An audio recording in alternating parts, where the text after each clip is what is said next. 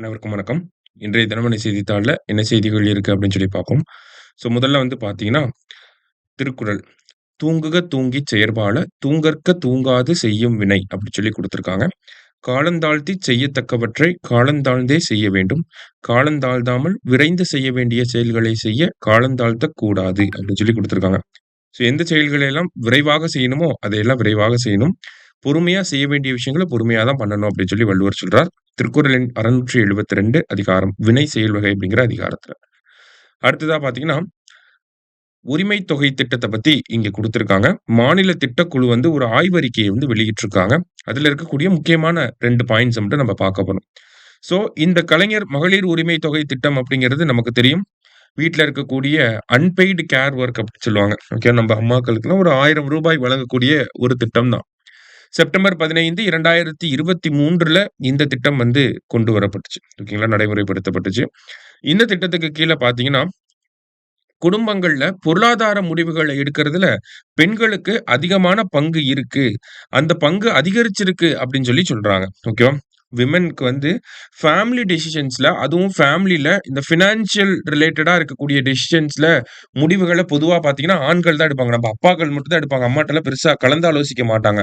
ஆனா, இந்த மகளிர் உரிமை தொகையில ஒரு ரூ. 1000 வர்றதுக்கு அப்புறமா, அவங்களோட அந்த ரூ. 1000யும் ஃபேமிலியோட ஃபினான்சஸ்ல ஆட் ஆகுது. அப்படிங்கிறப்ப என்ன பண்றாங்க அப்படின்னா, இந்த ஃபினான்சியல் டெசிஷன்ஸ்லாம் எடுக்கிறப்ப ஒரு கன்சல்டேஷன் பெண்கள் கிட்ட கேட்கறது, பெண்களோட ஒப்பீனியன்ஸ ஃபாலோ பண்றது ஒரு சில நேரங்கள்ல.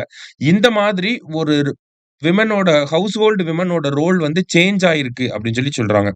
அடுத்ததா பார்த்தீங்கன்னா, இந்த ஒரு ரூ. 1000 அப்படிங்கிறது அ எதுக்காக பயன்படுது அப்படின்னு சொல்லி பார்த்தீங்கன்னா, குழந்தைகளுக்கு மருத்துவ செலவுகள் பண்றதுக்கு, அ குழந்தைகளோட கல்விக்காக பயன்படுத்துறது.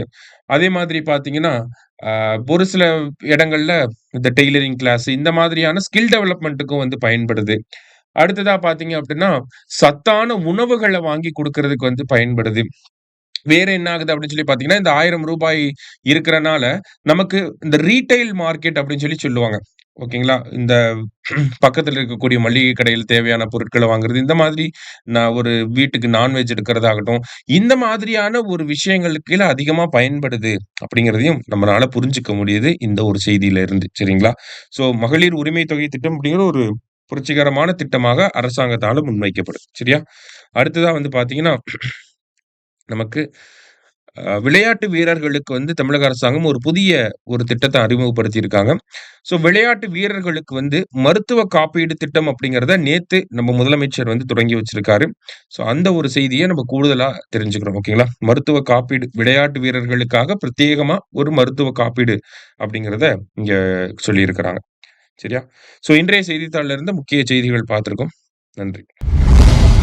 சுரேஷ் IAS அகாடமி வெற்றியின் முகவரி.